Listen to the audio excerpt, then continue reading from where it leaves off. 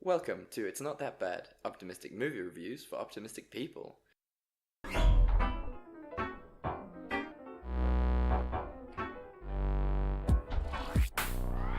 Chad. I'm Simone LaRue.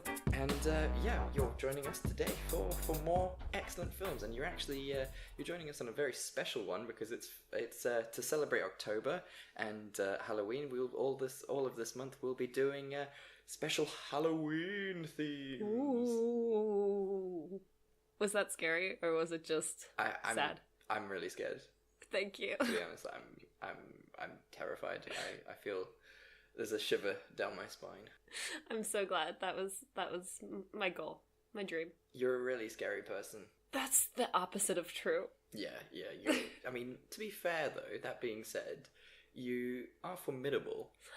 I think I've got a bit of like a resting bitch face. Yeah. And then I'm a bit awkward when I meet people, and it comes off as me being just like better than everyone. Which is also, I guess, true. No. We both know it is not. I feel like, you're a top 10% of cool people. I would say so. Oh, thank you. That's very kind of you to say. It's not true, but it's very kind of you to say.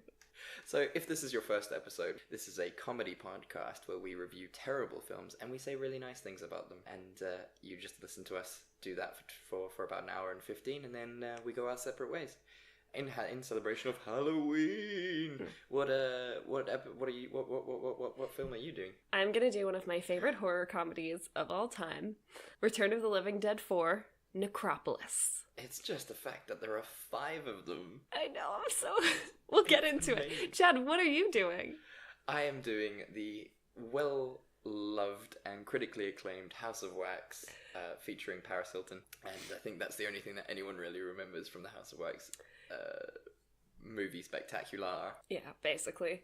I mean, like you said, we'll get into it, but yeah, Paris Hilton is an absolute champion. She's a tour de force. Oh, do you want to do a corrections corner? Yes.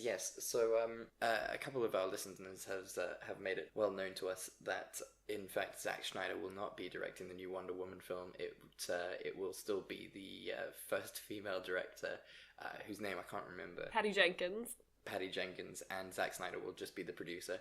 Obviously, at the time, when we were speaking about it, we didn't know. It was just current, and so obviously, but we always appreciate, corrections and whatever. Obviously, if we're speaking, in the context of the episode, obviously when we record these, the time is a bit different to when we release them. But, it's all fun, and we're always optimistic. So yes. Thank you for all of our listeners who decided to tell us that. And it was suggested as well that we swear a little too much, so fuck you. So, if I may, it's our fucking podcast, so we can swear as much as we fucking want. First of all. Second of all, don't come to us for movie-related news. We record these podcasts well ahead of time. It's not going to be up to date, and it's not going to be accurate. This is a movie review podcast, so it's about stuff that's already happened. We're not here to talk about the future. And if you want to, then you can start your own fucking podcast without any swearing. So, as you can tell, I will be doing the corrections corners, and Simone will then just rebut everything that happened. So, please feel free to write in or give us a comment on things that you would, criticisms and corrections that we should do. But please do so at your own peril, knowing that Simone is going to spit fire at you. Yeah, I think that's right. We appreciate and love all of our listeners. Yeah. We're just trying to manage your expectations, and those expectations should include swearing and inaccurate movie news. Welcome. It's true, actually. If you lower your expectations of us, you will always give us 5 stars, which is what we want. Yeah. Let's, after that debacle, shall we get into our first segment, which is what are you drinking? So, Simone, what are you drinking? I'm drinking a lovely white wine. It's a Chardonnay. It's not even a blend today. I'm fancy because my grown-up friends who listen to the podcast left some wine at my house when they came over for dinner the other night. Oh, that's lovely. Yes. So is it a good wine? And well, it must be if they're grown-up people. It's a Warwick First Lady Chardonnay. And it comes in at a cool 13%. Oh, how lovely. Thanks, Maggie and Dom. Shout out to Maggie and Dom. And on my side, I am drinking the remainder of the Archers. I had about, a third of the bottle, not even left. So I just wanted to finish that off with a lovely blend of squash and get that done so I can buy something new next week. I believe actually a little bit of a heads up, give Simone a bit of a warning for next week. I have a bottle of tequila that my parents got me from Mexico. So I might go for that, just so I don't have to buy any more alcohol. Oh, you're crazy. I'm poor, so I'm just trying to find whatever's in the cupboards. Whatever's around. Yeah. I mean, to be fair, my girlfriend's brother is thinking of making moonshine, and I might just drink the pure ethanol one week if I don't have enough money. I mean, it's all ethanol in the end. Just make sure there's not like a little bit of methanol chilling in there, is my advice. Can we get that in a shirt? It's all ethanol in the end. It's all ethanol in the end. That's our 2 first shirts. Once we get enough people interested in this podcast, and again, let's just say that we released the podcast 2-3 weeks ago, as of the recording of this. And thank you guys so much. Really, I mean, we'll do this again at the end. But thank you so much for listening, subscribing, giving us ratings and whatever. We really appreciate your ongoing support. It means the world to us, especially because we didn't know how successful or unsuccessful this would be. So massive shout out. Thank you to everyone who's listening. And if you'd be interested in buying our shirts, let us know. We'll have 2 of them now. Apparently, we've got "Stay in Your Box" and it's all ethanol in the end, which a great shirt, Hames. Perfect. That's all we need. So, well, mine comes in at a raging 21%. So I do believe I get to go first this week, which is really exciting. Yes, with House of Wax, I'm excited. Oh man! So, you know what? In the interest of honesty with our people, I lost the first recording of this episode. It was my turn to edit it, so I had it on my computer, and I lost my copy of the recording. And so what you're hearing now is the secondary recording, and so it's probably not going to be as good, but it might be better because it's more refined. On that basis, I did not have time to write up notes, which is something that I've been trying to do more because I'm trying to be a little bit more professional. So here is my non-professional synopsis of House of Wax. So yeah, we meet the team, who are a bunch of young high school students. I guess they would be high school students, seniors. No, I think they're in college. They in college. I think they're college students. Yeah, okay, fine. Yeah. So we meet a bunch of college kids made up of the prettiest bunch of people you have ever met. Such people as Carly, played by Alicia Cuthbert. You've got Paige, who is Paris Hilton. You've got Wade, who is Jared Padalecki, who we both have a massive crush on. Yes. I mean, I'm more of a Dean girl, but... I mean, we can't get into Supernatural because that's another podcast. And everyone's favourite from the early 2000s, Nick, who is played by the... how would you describe this man? There's only one way to describe him. It's Chad Michael Murray. He truly defines my adolescence as well. I miss the days when skinny dudes were believed to be just the most attractive humans. He's not that skinny. He's so skinny if you look at this film. Like, he's just got a tank top on. You know what? This is why men have body dysmorphia. He is a perfectly healthy, shredded-looking dude. He looks great. And also, any average girl, like, sure, comparing him to, like, some of the main actors of today isn't fair, but, like, compared to the average dude off the street, he's doing great. Oh, no, he's got a fantastic body, and, I mean, there's no wonder that in the early 2000s, he was such a hunk.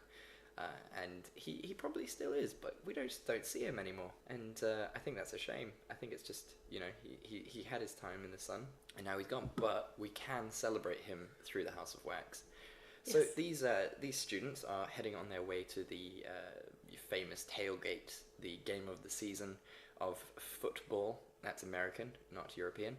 And they head through a shortcut, sort of suggested by Blake, who is played by Robert Richard, who is a fantastic actor. He's got the most stunning eyes.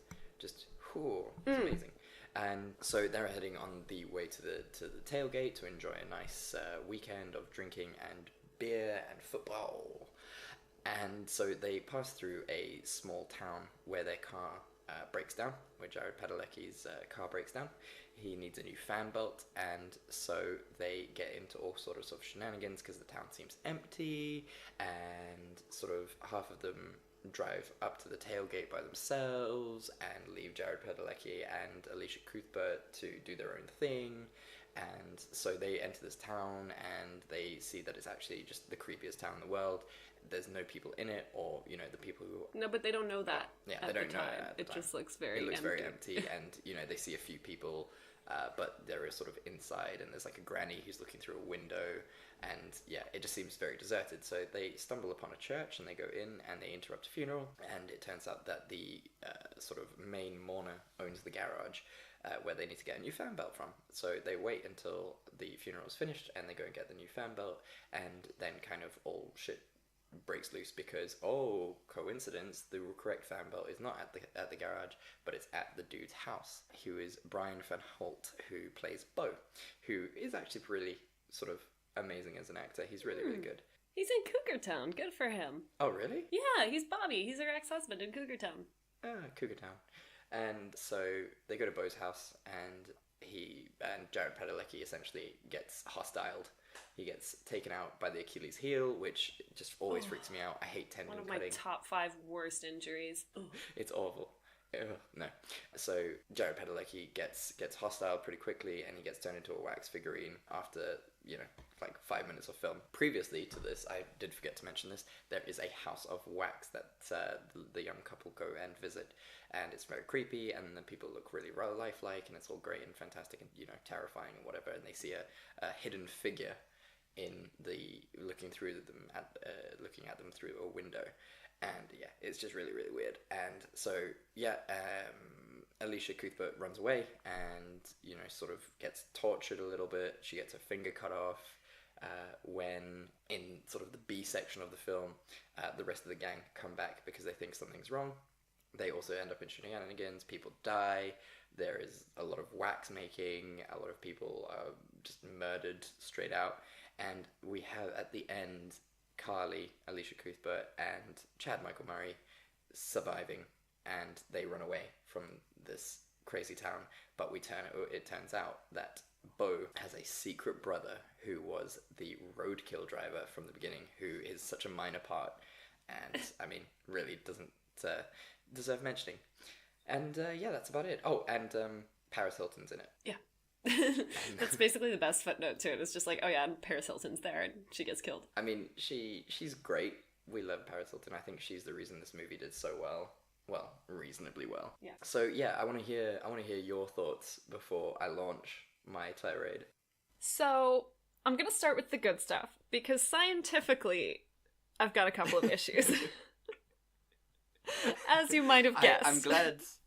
I'm glad you're starting with the good stuff, because usually how we roll is bad stuff for about half an hour and then 5 minutes of good stuff. Yeah. And it kind of defeats the purpose of the podcast. But yeah, it's not that bad. Let's go. So basically this movie is exactly what it promises to be, which is just a silly slasher movie. Yeah. You have a villain with a backstory that, like, doesn't necessarily have to make sense, and it doesn't. Yeah. You've got dubious forms of torture, I guess? Yeah. We'll get into that too, because I don't know how realistic that is at all. You've got some great death scenes. That's true. You've got some good running scenes. You've got a murderer with the most hideous dragon knives I've ever seen in my life that brought me such joy. They're great. They're such white boy knives. Like, if you don't know a single white youth, you don't understand the joy that white children take, or white boys in particular take, in a knife collection. Yeah. And I was one of them, I will admit it. I had a wonderful sort of hunting knife with a beautiful little metallic dragon sort of gilded as the hilt. And I had nunchucks, and I had samurai swords, katanas and that. It was proper cultural appropriation at its best. Yeah. And I was very proud of my collection. Luckily that usually goes away once you start having sex. That's true. That is actually now that you say it, I'm pretty sure the two coincided perfectly. Uh-huh. Wow, you've kind of just blown my mind. Thank you. I want to say, in the interest of gender equality, I too had dragon-themed things, and I used to collect little swords. And, yeah, I was actually home a while ago, and I found my mom had kept all this stuff for some reason, and I was like, please don't. Just get rid of it. And that's exactly what those knives in House of Wax are reminiscent of, is the knives that you have as a 15-year-old or 13-year-old, and you think you're really cool. But these are used for actual murder instead of, like, for murdering your chances at having sex. Oh, that was a beautiful segue. If there Thank ever was you. one, that was awesome. Well done. But it's pretty very proud true, of and I that. think maybe it's actually, you know, the movie is doing a psychological sort of hint, you know, about the brother and the fact that, you know, he didn't really get to grow up and meet women because his brother kind of kept him prisoner. You know, his brother kept telling him, you know, you're shit, you're ugly, how could anyone love you, murder people for me, you know, how could he, you know, maybe that's showing that he never got over the initial, you know, dragon knife stage, and he's still a child inside. Okay, so it wasn't just a hideous prop piece. It was a deep it was a psychological symbol tell of his ruined innocence. Beautiful. Well done, Chad. We're really pulling this one out of the hat. I mean, this is beautiful. I mean, we didn't think of that the first time we recorded this episode, so maybe we should sure record didn't. every episode twice. Let's not. No, definitely not. So yeah, well done, this film, on your psychological regression. But yes, besides the terrible knives, tell us more. Overall, the script was actually pretty well written. It was well acted. Like, you know, it was exactly what you wanted this film to be, more or less, which was just your standard bunch of teens get lost and get murdered slasher with some interesting wax themed twists. So wax themed twists. Yeah, well, so you are a scientist person. You also know other scientists and doctors. Yes. So, you know, without being too blunt about it, how? Yeah, I'm double prepared for this because I worked with a lot of wax for the experiments I did in my honors. I had to embed insects or bits of insects in wax. So I know what I'm fucking talking about. And I can tell you right now, wherever this fucking town is, it seems to be in the deep south, there is no way a house weight of wax is gonna last half as long as this one apparently did. Yeah, because the South is notoriously warm. Like, I know we're kind of generalizing just purely because of what we know from films and stuff, but it doesn't look cold from the film. Yeah. Yeah, all it would take is one hot day and that thing would fucking fall apart. And then, if we're gonna go into that, let's talk about the logic. So it seems like the sort of modus operandi of this killer is to remove their flesh and replace it with wax. Is that correct? I thought he just put the wax over their flesh. But then why, when they peel the wax off of Jared Padalecki's face, his skin goes with it? Because it's House of Wax. I don't know. So where's his skin? I think that was the horror effect. Either way. Either way, it falls apart. It falls apart. Wax is pretty melty at body temperature, especially with the fever that you're bound to get from infection at some point, right? Because these people are like paralyzed in wax statues and presumably die while they're paralyzed in these wax statues.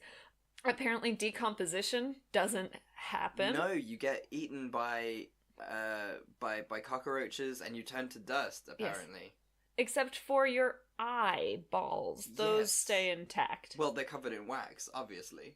No, they're not. You see his eyes move. Yes, sorry, I do apologize, because then he wears, it's really funny because when you see what's his name, I had the actor's name, Jared Padalecki. No, when you see J.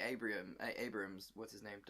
I just want to make sure. John Abrahams, Dalton. When you see him sort of being waxified, he's wearing the little sunglasses, like, which is really, really funny. Like, he's actually at a sunbathing boutique, and that makes me really happy. But yeah, so that it wouldn't work, is what I'm saying. And also, as the body decomposes, it tends to bloat outwards.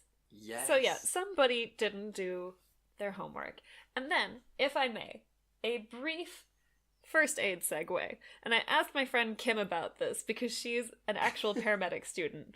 And this is a fun voice note to send. I was like, if your skin was replaced with wax, from a first aid perspective, what would you do? And she said, absolutely, the last fucking thing that you want to do is peel away the wax, because you're exposing them for dehydration, which means they're gonna die quicker, or infection.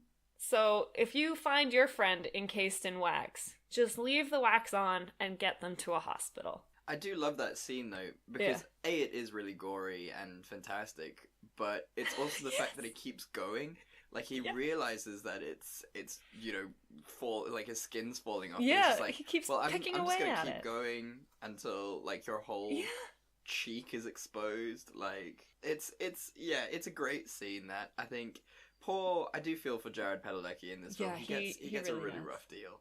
I can't believe you're a Dean girl though. That doesn't. Okay, I feel like at this point in the podcast, you have seen the kind of characters that I tend to lean towards, and I feel like Dean falls very neatly into that category. Yeah. Okay. Fair enough. Yeah. I can believe that you are a Dean girl, but I will always be a Sam girl. He is so wonderful, and when he loses his soul, he's just great. Oh. Gosh. What a season. What a season. What a time. Right, so yeah, I want to talk about Paris Hilton, just while we're into this. So first of all, why did anyone watch this film? Everybody wanted to watch Paris Hilton get killed, which is awful. It is awful, but also we all love Paris Hilton. Secretly, we all love Paris Hilton. She is the sort of queen of economics and making oneself. Yes, her father did create the Hilton hotels, so she already had a really good starting point. But I failed to think of many people who market themselves as well as Paris Hilton does or did. You know, well, not The Sweet Life. What was it called? The one that she did with Nikki something. Yeah. And that show was great. People will tell us what show that was, because I'm not going to look it up. No. We should know because we did this episode already, but we don't because we're terrible I don't people. think we could think of it in the last episode either. I wouldn't be surprised. So she did that show, she had a perfume, she had a record, like, she has a fashion label. She is purely just a spectacular marketing person, and while we all thought she was just a dumb blonde, she's laughing herself to the bank. And she did this film, and people watched this film because she's in it. You know, that was the advertising for this film. Yeah. It features Paris Hilton.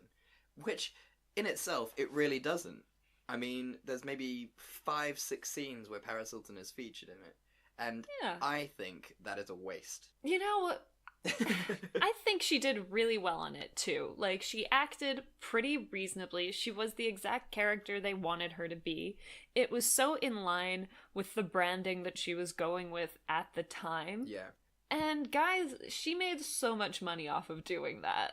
Oh, like, no I'm just nothing but happy for Paris Hilton. I think it's really mean that people just wanted her to get killed, and it probably shows a larger problem in our society that people have a lot of animosity towards women who are both successful and comfortable with their sexuality and the fact that they like pink.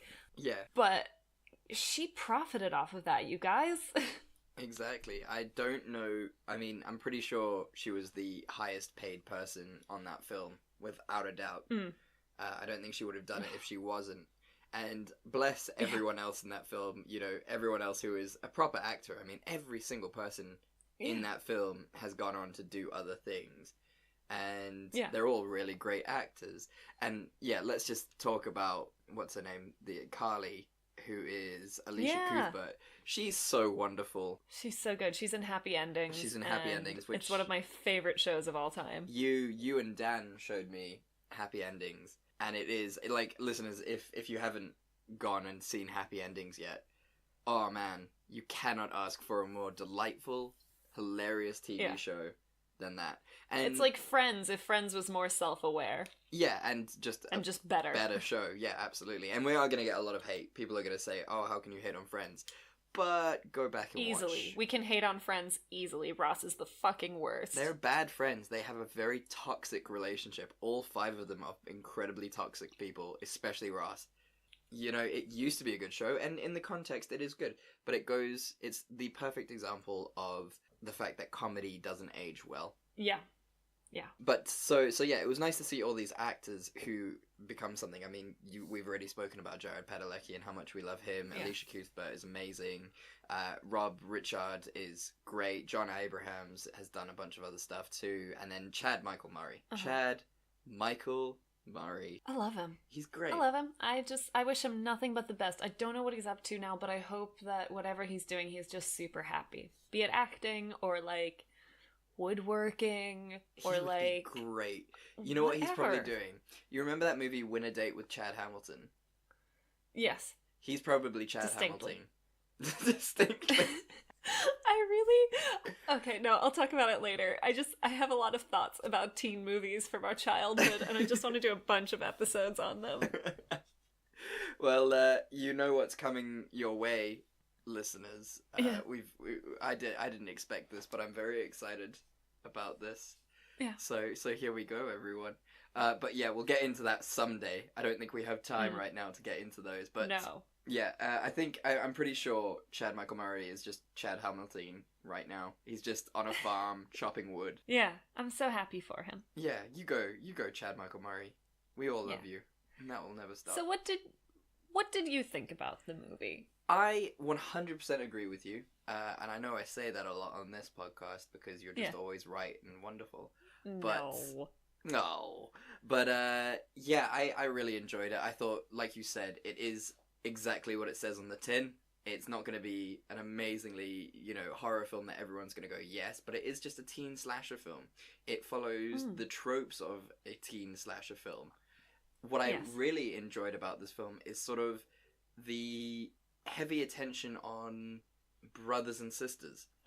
So you know, you had Carly and Nick, Chad Michael Murray being brother and sister, and then obviously you had the twins Bo and Waxface. Is that his name?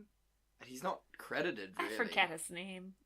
Waxface. We'll call him Waxface. So you have Bo and Waxface, and the third brother, Roadkill Guy, who I do actually believe is credited as Roadkill Guy. He doesn't get a name.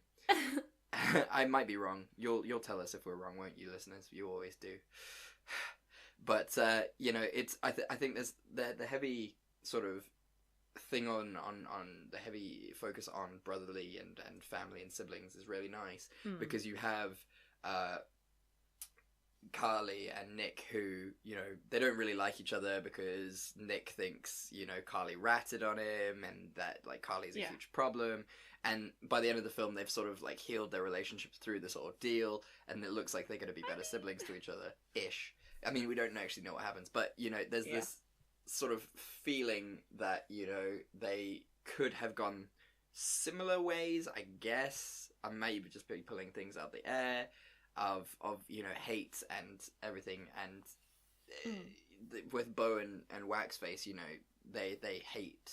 There is a lot of hate there, and it leads to their demise because there's that bit where Carly's like, "You don't have to do this," and Waxface is like, "Well, she's not wrong," and then he ends up just doing the same thing anyway.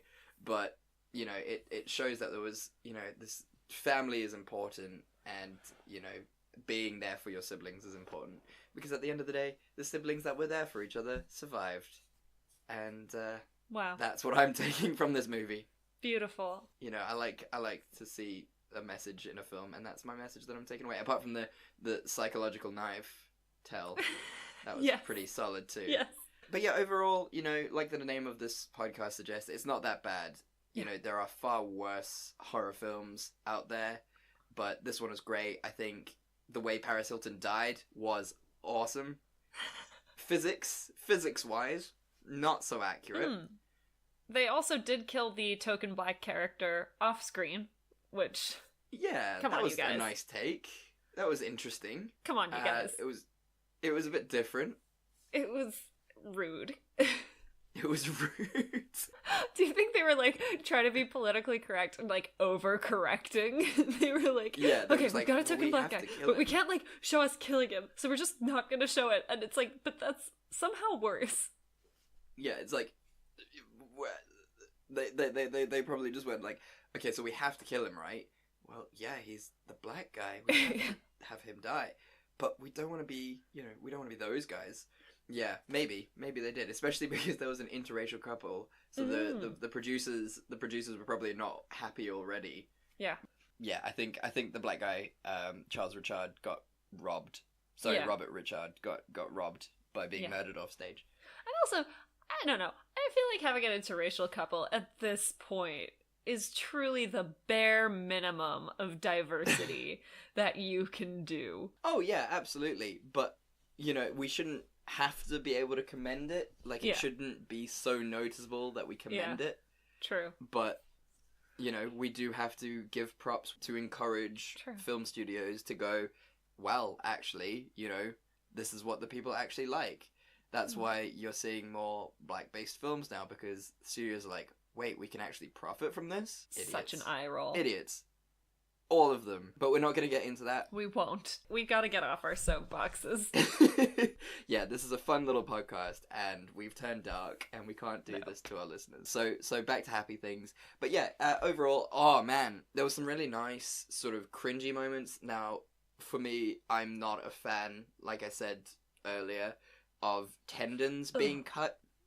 It's like my number one. Well, after brain aneurysms, they're the two things that make me faint more than anything else. I remember in my medical law lecture, we had a discussion on brain aneurysms, and I had to leave because I was going to faint. So if there was one of sliced tendons and stuff, that's me. I can't deal. So there was really nice cringy moments when Jared Padalecki's tendons get slashed, when Carly's finger gets cut off. That was an intense scene, and like the fact that she then used her bleeding finger to open her mouth. Yeah, awesome. So cool. That was so good. Like, good on her. Great. She would have also gone into shock, but that's besides the point. You've got, like, when you're running for your life, also you have a fair amount of adrenaline going. Like, if she'd just gotten her finger chopped off, she might have gone into shock. But with that much adrenaline, like, you'll push through. She was probably well in shock by the time they were, like, driving away, having survived. Like, nobody even put a fucking blanket on her, like... Yeah, so, there was those bits, the fact that, the pulg went through Paris Hilton's head, that was really good. So I was very, very impressed with that. They didn't rely too much on jump scares, which I feel sort of a lot of basic horror films do. And I mean, yes, there should be a fair amount of jump scares, but this was good because it didn't have that many. Yeah. I do think it also relied way too much. Like, I guess I just have a problem with the... trope of like, oh, they're from a small town, therefore they're both creepy and not as intelligent. Like, these kids were assholes. I'm sorry. They were so mean, like, to Roadkill guy. I understand that, like, he's a little weird, but, like, if someone's giving you a lift, you don't get freaked out by the fact he has a knife when literally his job is chopping up Roadkill. And you don't say a word about how bad his truck smells, because again, that's his job, and he's giving you a ride. They're so rude. Yeah, for reals, they have no common courtesy, and then they were like so mean when they got into the town, and they were just like, oh, how many teeth do you think you need to have to enter the Miss whatever fucking competition? And I was like, no, that's so unnecessary. Like, you don't go to another country and you're all like, oh, well, they smell odd. It's just, and like, also the fact that, like, at the beginning they walk into the House of Wax, which is clearly closed, and they just start, like, walking around and putting their lighters close to stuff and, like, moving things. I was so angry. I turned to Rudy and I was like, if you did this, I would break up with you. Like, I could not believe how fucking rude they were being. Who raised them? Yeah, it is outrageous. I mean, you can't do that. And just because it's a small town and you're from a big city, apparently, it doesn't make you sort of holier than thou. Like, you don't get to just walk into a church during a funeral and then be pissed off when the dude gets really angry at you. Yeah. Like, he has every right to be pissed off with you for interrupting a funeral. No, they're not good kids. In a way, Like, they should have really leaned very hard on that and had us hate the kids so that we would be... I mean, I was there. Like, Jared Padalecki gets attacked when he's, like, snooping in the dude's house after he was let in to use the bathroom. And I'm just like, where are you from that you think this is cool? Yeah, he full on just trespasses. Like, it is trespassing. Yeah. What a dickhead. So, I don't want to victim shame, but they kind of deserved a little bit of it. Well, shall we, on that note, I mean, do you have anything else you want to sort of say? Because I'm pretty... happy with. You good? I'm good. So let's do the scene that could have saved it. So for you, what would have been the scene that could have saved it? I would have liked, so you mentioned earlier that there's obviously they draw a lot of parallels between like the bad guys and their twin relationship and then the twins in the thing. And the whole thing is that Chad Michael Murray's character always felt like he was the bad twin according to the parents. So he just sort of decided that he would become the bad twin. And that's why he resented his sister a bunch and stole cars and stuff. He stole one car. That's the worst thing about it. He wasn't even that bad. He stole a car. He wasn't very good at it. Yeah. He went to jail. Yeah. Like, he didn't... Sorry. He didn't even steal that car. He took the fall for his shitty Exactly. friend. So he's not even, like, a bad guy ever. No. I guess I would have liked just a little scene where the brother and sister have a chance to have a chat where they're like, oh... like, let's bury the hatchet here. Poor choice of words. Because I guess that's maybe conveyed in the eye contact they make as they are in a melting house of wax. But I just would have liked to see, like, a little scene where they're like, maybe we shouldn't end up like those other guys. Or something. I don't know. Just a really obvious one to make the character development and the fact that they're the only two survivors worth it. Yeah, because it definitely feels like survivor's guilt that they sort of start being nicer to each other at the end. Yeah. So, yeah, I 100% agree. And, yeah, that was kind of my scene that would have saved it as well, but, you know, I wanted to go a bit further and say sort of the triangle between Wade, Carly, and Nick needed to be better. I felt it could have been developed more. The fact that, you know, Nick had no reason to hate Wade, yet he did because he was like a protective brother. Yeah. I would have loved to see a scene where Carly's like, oh, why do you hate Wade so much? And he's like, because he's not good enough for you, or something like that. To be like, or something nice really like cute that. and nice. And then at the end, you know, he's like, well, Wade's alright, but he's also dead. But he's alright in my mind. And it also... oh, well. Yeah, so, I would have liked to see a relationship between the three of them. And I think that would have been really nice. And also the fact they bring up that Paris Hilton's character thinks that she's pregnant. Yes! Like, that's kind of an issue of contention, and she's about to tell her boyfriend, and then they both get murdered. And it's just kind of, like, never really emphasized that the dude, like, killed a potentially pregnant girl. Yeah. And I think that would have been really interesting. Yeah. To say the least. Yeah. I mean, it would have been difficult to show, like to sort of emphasize that point, but it was really under the cover. To be honest with you, I didn't realize that was the issue. Yeah. I didn't realize that that's what she was trying to tell her boyfriend during those scenes, that she might be pregnant. Like, I completely missed that. So, I think a bigger emphasis on that she was going to be a new mother, would have been awesome. And now that we say it, I think it was a massive missed opportunity to make more interesting characters, because, like, there's a scene where basically her and her boyfriend are, like, off and they're, like, having sex in the woods, but they're taking for fucking ever. Like, literally the sun sets and they have still not had sex.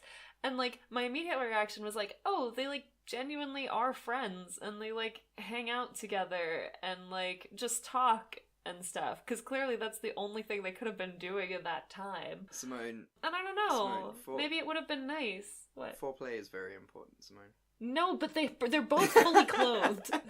I know, because Paris Hilton's in that beautiful pink velour sweatsuit. I want one. Iconic. It is her thing. Like, that is what she's known for, a pink sweatsuit. Perfect. Loved it. I think we should get matching pink sweatsuits that we podcast in. Anytime we do a live show, we'll wear them. Yes. Perfect. There you go. I'm ready. That is our guarantee to our audience. Yes. If we ever do live shows, we will come out every night that we do a live show in a pink sweatsuit. Oh, God. No, maybe not every night. Every night. It for fun. Oh, God. That is the podcast outfit. Not the same one. Doesn't even have to be the same color. Can be any sort of color. But they have to be sweatsuits, and they have to be matching colors. They don't even have to be matching with each other, I guess. But the first ever... Oh, that would be a very comfy way to podcast. Exactly. The first ever live episode has to be paint. Sure. But, like, Sure. secrets, you know, the rest of them. But, yes, that is how we are live podcasting. Cool. It will also make packing really easy. True. So I'm just thinking about future here. But my point was, I think it would have been nice to actually see them in, like, a cute relationship. And maybe she does get to tell him that she's pregnant. And he's, like, really cool about it, actually. Like, he's like, oh, Yes. shit, I've got to get my act together. And they, like, actually love each other. And they're not, like, you know, the couple that gets punished for being sexual. They're, like, also friends. That would have been really nice if he... Yeah, I 100% agree. If he was just like, baby, I'll support you Yeah. in whatever you want to do. Yeah. You know, if you want And just an showed them, abortion, like, if you want to keep it, all the I'll be talking and, like, hanging out that they were clearly doing before they finally got into having sex. there. And then murdered. And then murdered. There's a lot of development of Yeah. character that was missed. There was such a great potential in this film. But that's the way it goes with a lot of slasher stories. They're like, here are these interesting characters, but don't worry about them. They're all gonna die. That's true. And I think that's what makes horror films a really nice genre, and I did write about this at one stage. I do have an article which we'll link to, a little bit of self-promotion. But that's the joy of horror movies, is that they have these great scripts. Yeah. I mean, yes, they're all sort of based on a central template, but they're all different, and that's why you have so many horror films. It's not because they're not the same old bullshit over and over again. Every single one has something new and novel and exciting about it. And, you know, the potential in this film, unfortunately, you had to shove into an hour and a half, which is a shame. I think a lot of what we say on this podcast is we would have liked to see more. Yeah, just more. That's definitely our vibe. More talking. That's what we want. We want more talking. We love the exposition. Yes. That's what we're about. Yeah.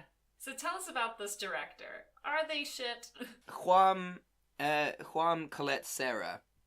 He is a cool dude, I must say. I'm not even gonna lie about him. He has done some very, very interesting films. He has done things like The Commuter, The Shallows, Run All Night, The River, Unknown Orphan, Goal 2, and his first ever directing debut was Enrique Iglesias' Esperanza. Oh. Which makes me really happy. That's actually a pretty impressive list of movies. Yeah, I mean, Orphan is great. And you know what he's done, which they've just actually wrapped up on? What? Jungle Cruise. He's the director of Jungle Cruise. Good for him. Okay. Yeah, and I've been sort of following what The Rock has to say on his Instagram, because he's a treasure. He is a treasure, and he's just... I love it whenever he's in the gym, because it makes me feel like I want to go to the gym. And yeah, I've been watching the Jungle Cruise posts, and he's got a little hat on, a little skipper's hat, and he's so adorable because he's like the 6'9" giant of a human being that's pure muscle, and he's got a little Popeye sailor hat on, and I'm just like, what is this? So yes, I don't think he's a bad director, and I think, you know, a lot like some of the other films that we've done on this podcast, there was too much studio influence. You know, I think the fact that Paris Hilton was in it meant that they knew it was just going to be a good marketing scheme, and so they didn't really want to do anything too risky or too out there, because they knew that people would just come in to watch it for Paris Hilton and just seeing people die. So they just thought, let's kill people in the most gruesome way, and then that'll be the end of it. So yeah, I think he's a good director. He's done some super good films. The Orphan is very very scary. So I think he's on it. You little sleepy there. Little yawn. Remember, I'm ahead of you.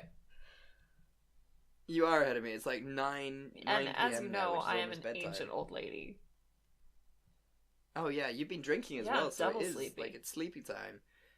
For those of you who don't know Simone personally, whenever she drinks, she immediately becomes the sleepiest person.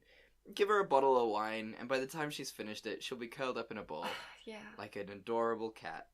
Thank you. That's a That's much why, kinder if she drinks, you've gotta take description her of out. what actually happens.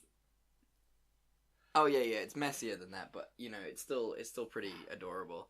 And you gotta make sure that she's standing up. My sister's otherwise she the will same, but she just sleep. fucking, like, she goes somewhere and she'll take a 20-minute nap and then come back ready to fucking stronger than ever.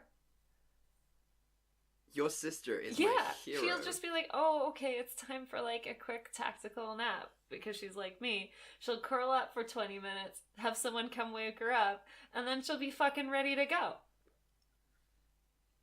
That is the best thing I've ever heard. Why didn't we think of that? She's the next generation, man. I mean... What kind of type of drinkers are we bringing up these days? What the Super fuck hybrid. is this?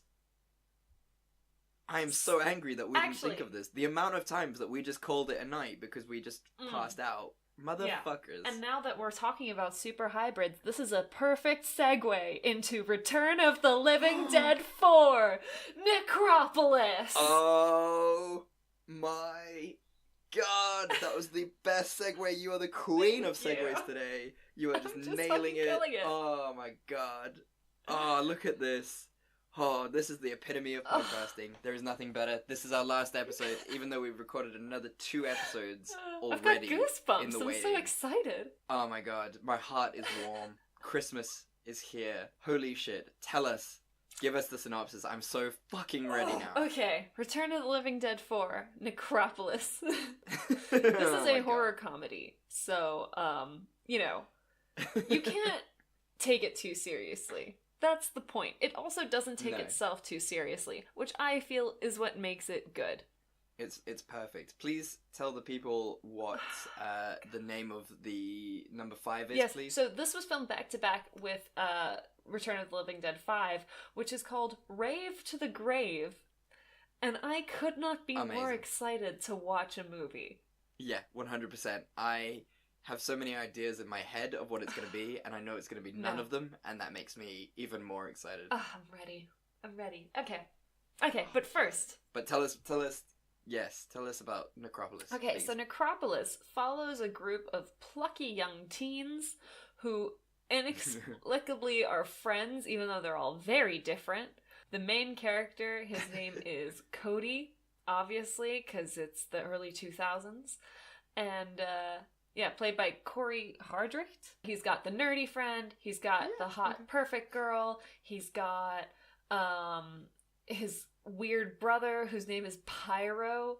Pyro is great. He's got a token black character. Oh, sorry, Cody is the token black character, played by Corey Hardrict. The main character is Julian Garrison, played by John Keefe. Right, yes. Okay. Sorry. I mean, I'm not. Yes, Cody's the best part of this movie. Yeah, absolutely. And I'm. That wasn't an affirmation of I know exactly what you're talking about. You could say whatever, and I would just go yes because I don't know any of these people. Me neither. So, there is also a token Hispanic character who is not given a last name. Neither of the characters of color are given a last name. They're just Cody and Carlos, which really tells you a lot about this movie. And also the fact, like, that he's called Carlos is. I mean, you know, it's ethnic. Played by a fairly talented Toma Danila. Okay, so, here we go. Their troubled friend, Zeke Borden, so you fucking know he's troubled. Oh yeah, Zeke. While the gang is out inexplicably motorbiking after school. As you do. Yes. I mean, do you not remember all the times that we just motorbiked? Yes, constantly. Non-stop. I mean, I had a 16cc moped with brakes. That's super impressive, Chad. I think it's impressive. I don't know bikes, but anyway, we transgress. We transgress. No, we digress. Oh Jesus Christ! I don't want to drink tequila ever again. That's enough for you. Okay, so please save me. Go on. Okay. While their troubled friend Zeke Borden, he falls while they're motorbiking after school and hurts his head. Thank God these kids show some sense and they call an ambulance. If anybody falls unconscious at any time, you guys, please call an ambulance. Like, don't think that you can just handle it. Yeah. Yeah. But instead of being taken to the hospital, Zeke is taken to Hydratech, the dodgy company with amazing ads on TV, because they say things like, we create everything from cheese to nuclear waste disposal. And you're like, those should not be in a sentence together. But it's really well set up for an evil corporation. It really is. Like, it is the epitome of what a monopoly is. Like, it's the definition. It's great. I'd work for a company like that. They sound amazing. To be fair, you couldn't not work for a company like that. The fact that they are in every industry, Yes. you probably would. True. Making cheese or nuclear waste. You never know. Every day's a mystery. So, the gang hatches a plan once they realize that Zeke is going to potentially be experimented on. They hatch a plan to rescue him. What follows is one of the most baffling montage scenes of all time, where they're preparing to break in. They make false ID cards that they then never use. They glue like them on. turn headlamps on and off that they also never use. It's so good. It is just the most baffling montage and has nothing to do with the rest of the movie. Especially because they're clearly going for stealth, but then they motorbike right up to the back door that they're about to enter through. The motorbikes, too, are never brought up again. Yeah, it seemed like something they do for like an afternoon of fun. And then, like, no one's got a career in it. Like, no one cares. And they certainly won't use them to escape the zombie hordes later. Don't be ridiculous. No. As they break in to the facility, a zombie outbreak occurs at the same time due to a leak of chemicals that Julian's uncle, Uncle Charles, smuggled in from Chernobyl. Yeah. A zombie outbreak happens, they all try to escape. Basically, not all of them do. Zeke becomes a zombie, a bunch of them get killed. In the end, it's Becky, Cody, and Julian. Julian's little brother tragically dies, and we're not sure why he was there to begin with. Yeah, Pyro snuck in separately from what I remember. But nobody asks him what the fuck he's doing there. They're just like, what? You're here.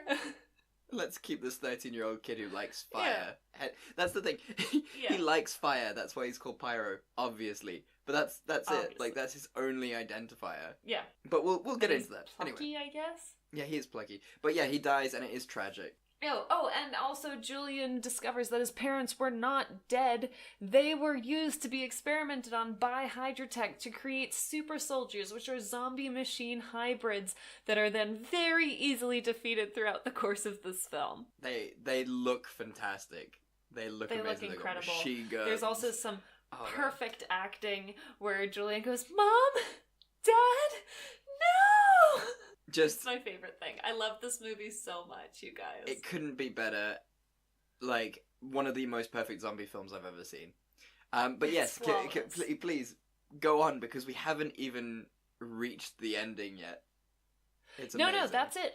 Becky, Cody, and Julian survive. Oh. Yeah, the love interest, Katie William, played by Yana Kramer, gets murdered because she was ill, so she couldn't be in the next film. Oh, really? Yeah, that's why she wasn't in. They just killed her off at the end. They were like, whoops. And then the movie ends with everything like a SWAT team cleaning up the whole mess to cover up the outbreak. And we're set up very nicely for Return of the Living Dead 5, Rave to the Grave. And that, you guys, is Necropolis. Oh, well done. I mean... Thank you. Yeah. So good. So good. Like... Can't even just say it's not that bad, because it is just so good. It is such a good film. So I first watched this movie for my 15th birthday. I had a bunch of friends over for a sleepover. We chilled out in the basement and we were eating, and I was like, oh, we'll watch a zombie movie. And like, this was so perfect for that. You know, you're not there to be scared. You're not there to listen to award-winning dialogue or acting. You just want to laugh your face off, and that's what this movie does for you, inadvertently. Every single part of this movie is planned in such a way to be horrifically terrific. From the opening scene in Chernobyl with the terrible accents and the stereotypical Russians, all the way to the inconsistent zombie. Yes. Because at first they only die with headshots, but then body shots work, as you can see by the amazing shoulder wiggles as the zombies get shot later on. And then they run out of ammo, so they start using karate. Oh, we're gonna get into the zombie fist fight. I fucking love zombie karate. That's all I want. Karate.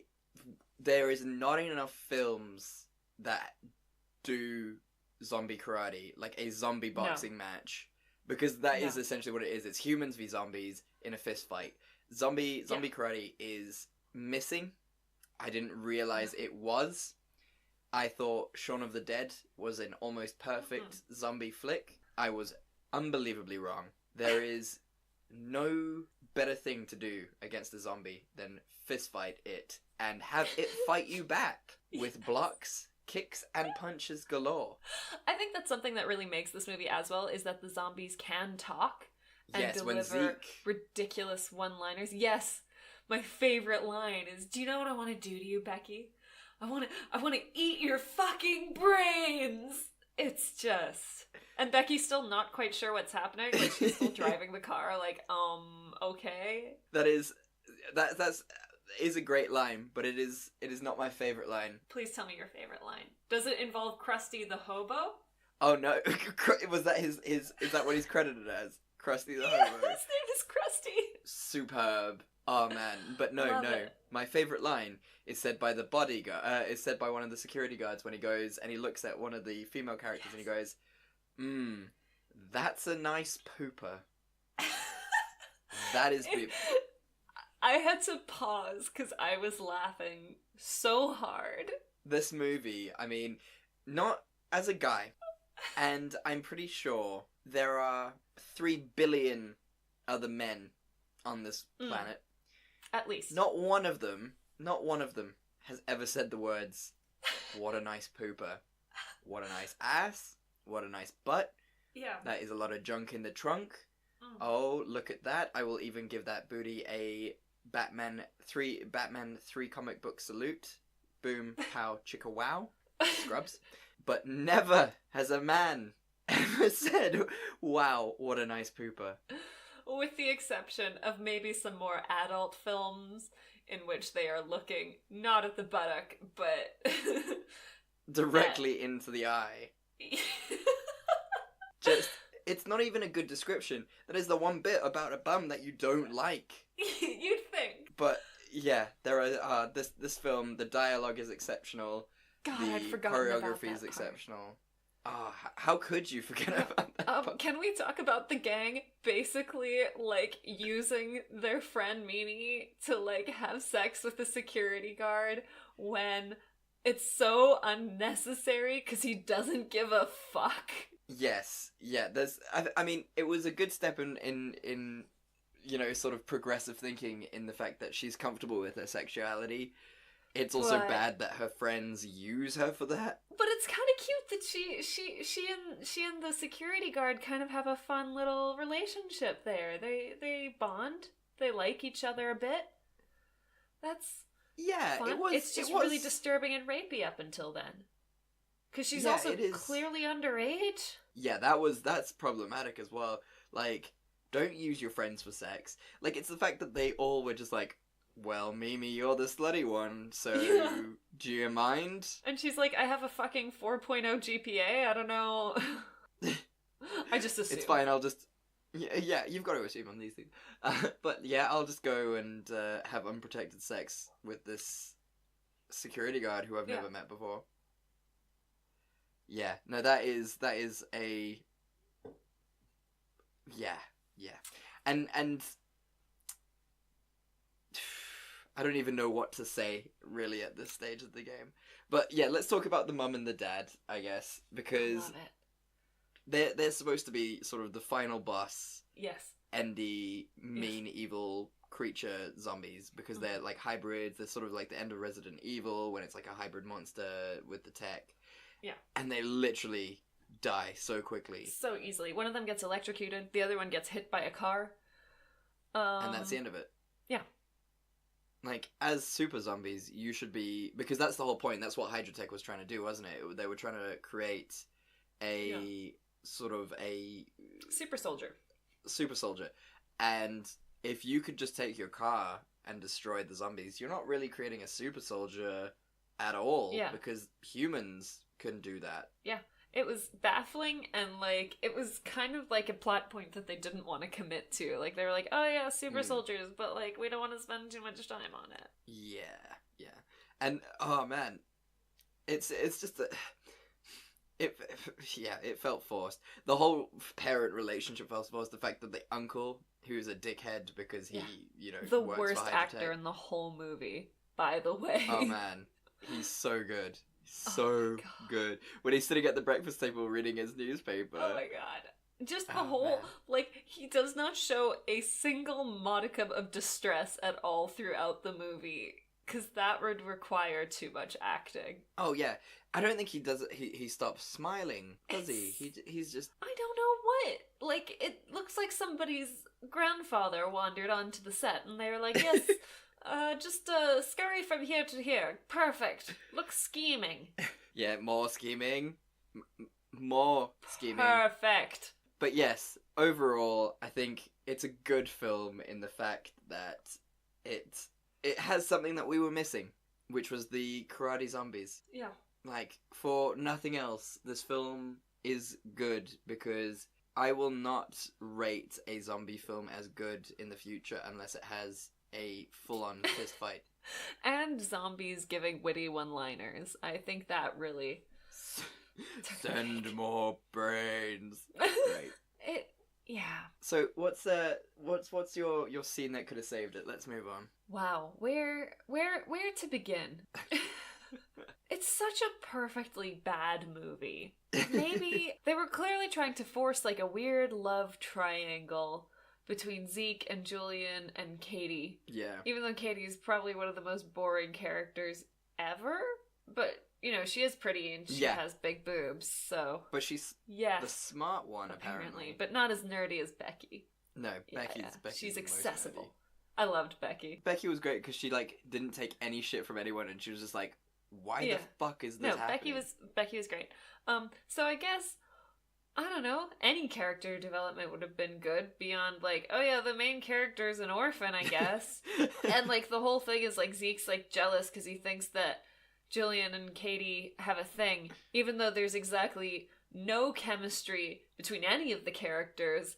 Never mind Julian and Katie. So, as with many of the movies we review, I guess I just would have liked to see some sort of character development, and also perhaps an explanation of exactly how the zombie physics works. Sure, only headshots kill them, but then karate works later. Are they evolving? Are they devolving? Ooh. I just want to know. Yeah, there's a lot of inconsistencies that kind of fit the scene as the scene goes along. I think for me it's a really hard film to say what scene could have saved it, just because it needed an overhaul. Yeah, much like the Titanic, it can't be saved.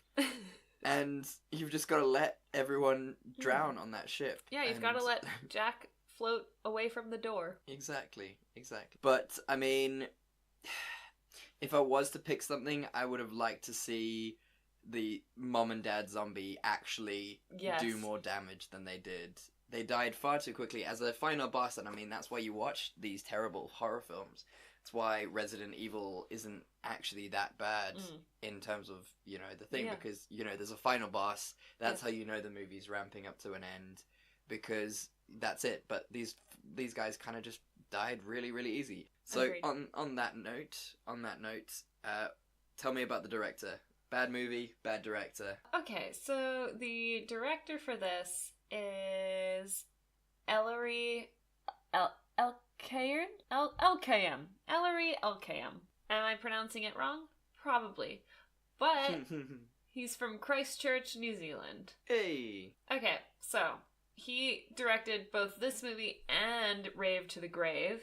You might have seen his other work in Eight-Legged Freaks, They Nest. Such a good film. And Without a Paddle, Nature's Calling. Is that the sequel? The unfortunate sequel? Apparently. So, he hasn't directed a bunch of stuff, and it seems to be mostly, horror B films. Yeah. And just looking at this movie, it wasn't exactly super coherent or well shot or well acted. And a lot of the times you could really see the actors struggle with the lines because they're just so awkward and clunky. So I'm afraid I'm gonna have to say bad director. It's a bad film, but also it could have been directed better. I think the film is very perfect in how bad it is, but it could have been better. Yowza, I think this is one of the first ever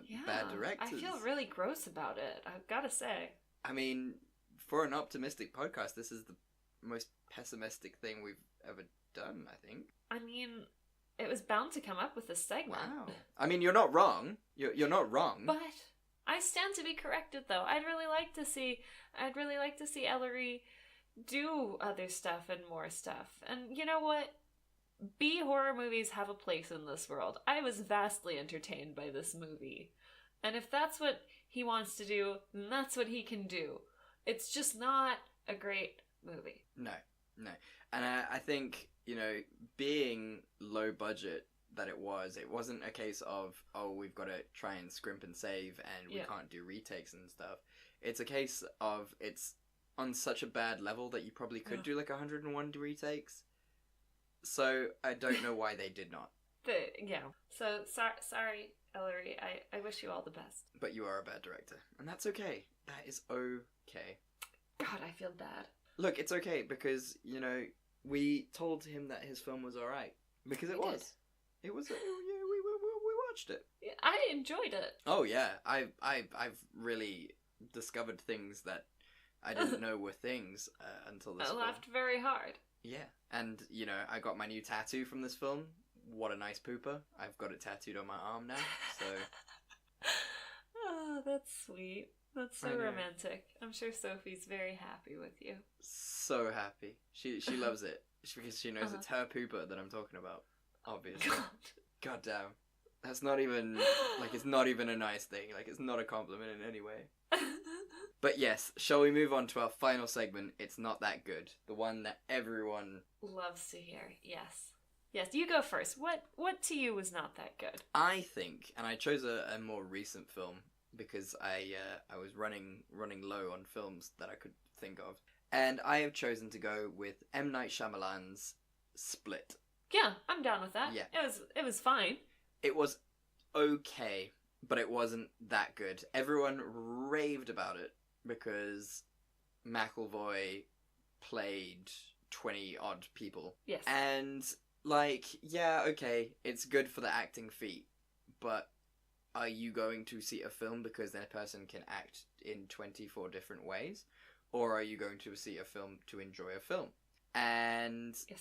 It wasn't enjoyable, but it was long. And if you are relying on McAvoy being an amazing actor, go and see literally anything that McAvoy is in. Because he is amazing he's brilliant. In quite literally everything. Oh, Last King of Scotland, Oh man, for reals. So, yeah, I feel like, people harp on about this film being so good because he can play so many characters. No. It's long, it's setting up, the only reason it's setting up for Glass in 2019, 2020? I can't remember when it's coming out. Also, I think people just think this is good because it's one of the first decent movies M. Night Shyamalan has put out in a long time. So people are just excited and they think he's back. But I hate it when, everything has to take a hard left into supernatural territory. Yeah.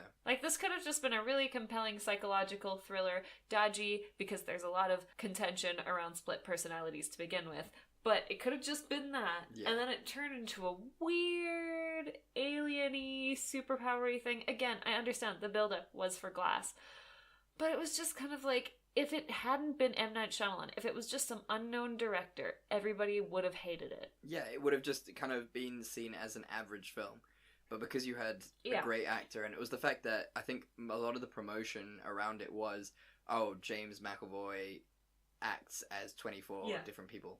And that's what people were interested in. They didn't actually give a shit about the film. So, meh. Yeah, it didn't even have a good twist at the end. It didn't have an M. Night Shyamalan-y twist at the end.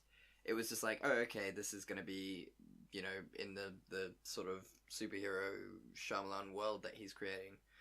And it's okay. Fine. Yeah. How about you? What's your It's Not That Good? Tell me things. As always, this is a movie that I generally like, but I just have one or two nitpicky issues with it. And that movie is The Devil Wears Prada. Fair enough. Okay. Yeah. The more I think about it. I love Anne Hathaway. I love Meryl Streep. I love any sort of coming-of-age story or where people, like, find their voice and get more confident and really excel at a job where everything's stacked against them. Love stories like that. What I don't like is, first of all, that part of her success hinged on her losing weight for the job, even though she worked at a fashion magazine. And then also that it was a heavy plot point that her boyfriend was, like, unhappy with the fact that she was busy in her prestigious job and dressing cuter. Yeah, for reals. He was just, like, so unsupportive and so mean. And it's made to seem like that's a real problem for her, when really she should just be like, well, fuck you then. Yeah, for reals. And, like, it's the fact that they still get back together and, like, try and make it work when he's just really poisonous. Like, he should be really awful. supportive in the fact that she's trying to get his best life. That she's trying to get her best life. Or get lost. Yeah. And, yeah, don't be such a bitchy dude. Like, you're out being a chef. That's not an easy job. You have terrible, terrible hours. You can't expect her to just be there for you. Yeah. I think probably if it were shot today, it wouldn't even be considered an issue. She'd just be like, okay, bye. Yeah, for real. Like, it sucks that you're like this, but okay. Yeah.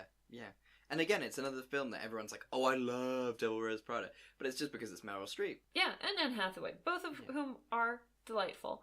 But it just, like, when you watch it again, you're just like, wait, what the fuck? Yeah, for real. Overall, I like it. It's just, ugh.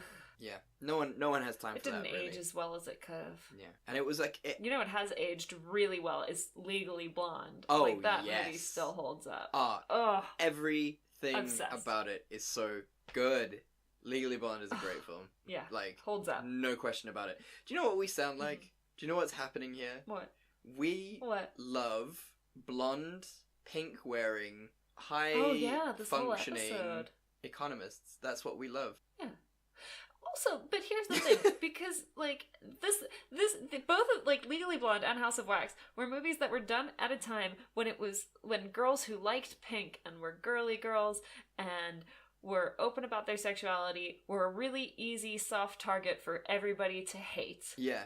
And in both cases, those girls were just like, okay, fine, and then they made a bunch of money off of it. Yeah, for reals. And I mean, now Reese Witherspoon is out advocating for sort of women empowerment. She's amazing. She's so cool. And her daughter's really cool as well.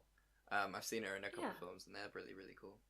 But yeah, back to your point is I 100% agree with you. Prada's got an issue. And it needs to just be retired as a good film. It's not just... Sorry, everybody. I wouldn't apologize to these people. It's our fucking podcast. Please keep listening to our podcast. I'm sorry. Yes. We do love you, and we do appreciate you listening because it keeps us doing what we're doing. So yeah, thank you. Well, I mean, that's it, Simone. We've done this episode for a second time. Well done. We sure have. Fucking hell, well done us. God. Goodness me. So tell me, I am sleepy. I am also not feeling as pip in my step. Peppy. As I should be, but just tell me how you're doing. How's everything? How are you? I'm good. I bought a couch today. Oh, it's such a good couch. It was very exciting. Put your couch on Instagram. Thank you. When episode 9 drops, we will release the couch. It's gonna picture. arrive at the house tomorrow, so I'll snap a picture of my beautiful couch that I bought like a grown up. It's so exciting. And went into debt for. It's so exciting, but that is adulthood. It's being in debt. Yeah. Well, it's one of those things where it's like, I know I can pay it off. I just need money now. Yeah. But I wouldn't have purchased it if I didn't think I could pay it off. I'm very responsible with my money, or I try to be. And how are you? Yeah, I'm not too bad. As I said, moving up soon. I saw The Nun the other day. So good. So excited. Definitely go watch it. I think it's one of the top 3 of the Conjuring universe. Yeah, definitely top 3 of the Conjuring universe. Praise. It is high praise, and it is worth it, I reckon. It's such a different take on what we've seen, although it is not a James Wan. Interesting. So the James Wans will always come first, No questions about Okay. that. And yeah, really good film. I also finished another audiobook. I finished The Tattooist of Auschwitz. Made Interesting. me cry. I'm sure. So good. Like I was born Jewish. I'm an atheist now, and sort of I don't practice any of the culture, and my parents don't really practice the culture, but it did hit me hard in places I didn't think I could feel. And it was just like a really cute love story. You wouldn't think that from the title that it was actually a love story. And I was just driving in my car and just weeping openly because it's so good. Yeah. So if you are looking for a book to read, the Tattooist of Auschwitz, it's amazing. Definitely go check it out. Okay. Yeah, Cool. hit it up. So yeah, that's kind of what's been happening in my life. Moving soon. So that will be good fun. Yes. And yeah, that's about it really. That's all I can say. Yeah. Cool. Thanks, So- everybody. You Ooh. listened this far. Thank you for listening this far. And as a little bit of a reward, let's tell the people what we're doing next week. Simone, what yes. lovely hour-and-a-half film, give or take, are you doing next week? So, as our listeners know, we're going to try to do one genuinely scary film, or scary-ish film, and we'll try to do one not scary film, so that if you're not a fan of horror, you can still watch along with us. And to that end, I will be doing Red Riding Hood, the, Oh, so exciting. I believe, 2011 classic. I hate her I know you're not an Amanda Seyfried fan. so much. Amanda Seyfried is not I know. my... Leave her alone. Okay. I like her. It's not, you know what? She did what she had to do. Fine. And I will be doing a very little known film called Venom 2006, just in case you can't find it. It looks great. While I was researching films to do, this kind of popped up and I saw that it was called Venom, and I was like, oh, that will be interesting with, you know, the 2018, 2019 Yeah. Venom coming out. So I thought, let's give it a watch. Nothing like Marvel's Venom. So No. don't worry. Absolutely, completely different. So Yes. enjoy those films. Red Riding Hood and Venom should be good Yes. fun. Thank you for listening. Really, really Yes. appreciate it. Cannot tell you enough. Thank you to all of our Mm. listeners.